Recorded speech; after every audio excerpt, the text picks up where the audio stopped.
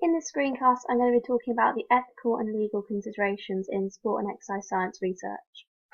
The definitions of ethical and legal. Ethical is related to moral principles of the branch of knowledge dealing with these, so it's what's right and what's wrong, whereas legal is permitted by the law, so it's what you have to do. There are a few reasons why there is ethical consideration. One of the main ones was to do with the Nazis. The Nazis experimented on prisoners. They did this to see how their men would be affected if they were in a certain situation. For example, if their plane crashed into the sea, they would know what clothing would be best to keep them alive for the longest. So the prisoners were put through life-threatening experiments to see how long they could last in cold water before they died. Obviously, this had no ethical consideration, and they were not allowed to withdraw from the test at any time. The Nuremberg Code was put in place to help with the ethical considerations and what is right and what is wrong. A few of the things outlined in this was that the risk should not exceed a certain level and that the benefits should outweigh the risks. This is important as the tester is not putting someone at a high chance of harm or even death, unlike the Nazis. As well as the Nuremberg Code, there was the Declaration of Helsinki. This is the World Medical Association who created it, and they stated that there should be medical research if the test involves a human subject. With these two codes, the ethical principles have become far better than they used to be. There were two experiments. One was the Milgram experiment and the other one was the Zimbardo. The Milgram experiment measured the willingness of the study of participants, men from a range of occupants with the varying levels of education, to obey an authoritative figure who instructed them to perform acts of conflicting with their personal conscience. So this experiment found that a very high proportion of people were prepared to obey an authoritative individual, even if they apparently were causing serious injury or distress to another individual. The other experiment was the Zimbardo experiment. So they experimented on Stanford prisoners, and it was a study of the physiological effects of becoming a prisoner or prison guard. The participants adapted to their role well beyond Zimbardo's expectations, as the guards enforced authoritative measures and ultimately the subject of the prisoners to physiological torture. Many of the prisoners passively accepted physiological abuse and, at the request of the guards, rapidly harassed the other prisoners who attempted to prevent it. Those of the prisoners quit the experiment early, and the entire experiment was abruptly stopped only after 6 days, as it had begun. BASES is the British Association of Sport and Exercise Science. This code of conduct sets out the principle of conduct and ethics for the guidance of members of BASES. All members of BASES are bound to the provision of this code of conduct and each sections of the provisional guidelines, which provide further detail in respect to experimental techniques, protocols and analysis procedures to obtain the medical legal clearance and informed consent. BASES members must take into account the three following principles.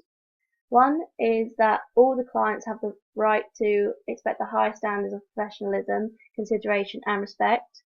Two is the pursuit of scientific knowledge requires that research and testing is carried out with the utmost integrity. And three is that the law requires that working practices are safe and that the welfare of clients is paramount. Now I'm going to talk you through some ethical and legal considerations in research. Informed consent, so this is that the individual knows exactly what they have to do. Institutional ethics and review committee, so this is providing clearance, so what's right, and it'll tell them what they can and can't do. Ethical clearance is that all research requires this before the commence of any research or fieldwork. Risk-benefit analysis is that the benefits outweigh the risks. Volunteers, so all the participants taking place must want to take part, not forced to take part. And they have the right to withdraw, so participants can pull out at any point during the experiment. Also, a health and medical screening questionnaire. This is done before any test to make sure that participants are healthy enough to be doing the experiment they are doing, and it must not break the law in research. Participants disclaimer. This is the participants should know exactly what they're doing and nothing should be withheld from them or not told the truth. Equality and empowerment. This is the principle of justice that decisions should be based on. And deception.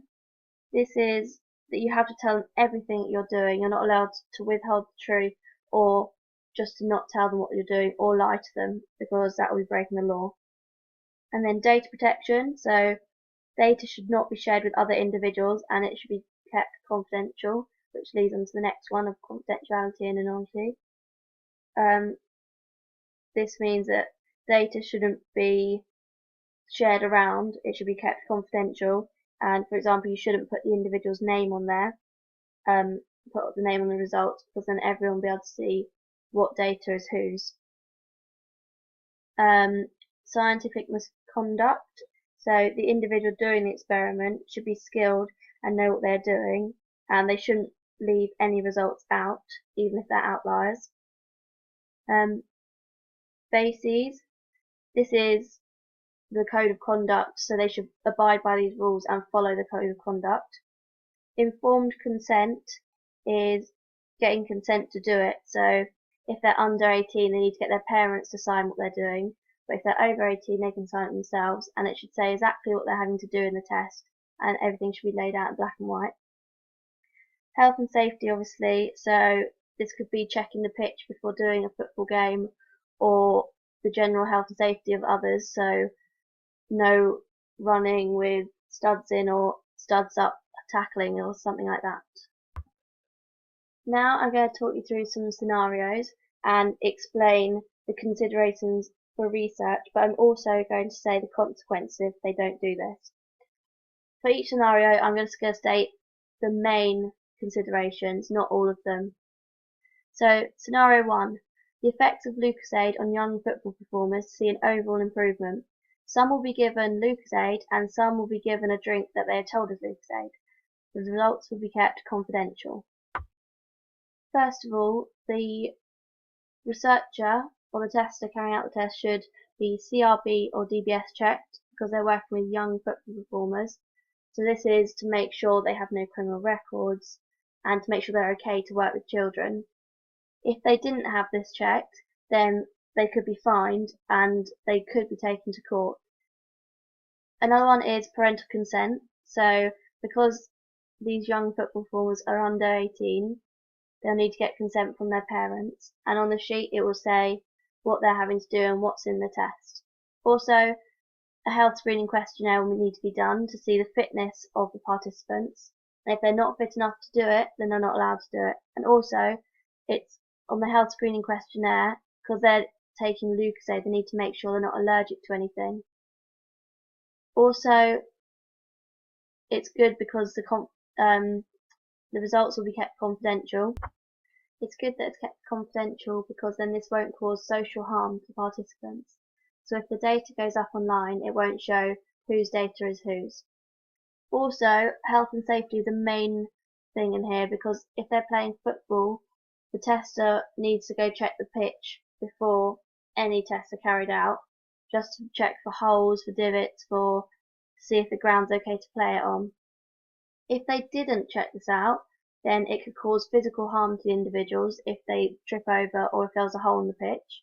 But also, if they didn't do a health screening questionnaire, this could cause physical harm to an individual if they're not fit enough.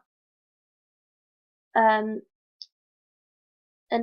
the tester could be taken to court if they don't get parental consent, because that means that they're not consenting to what they're doing.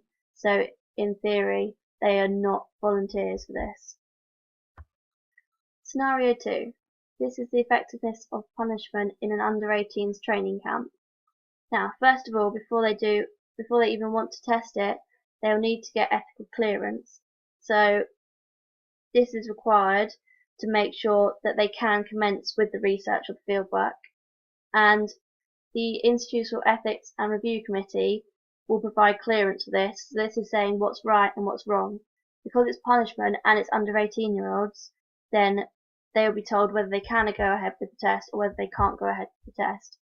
Also, they can adapt it in some sort of way to make it better.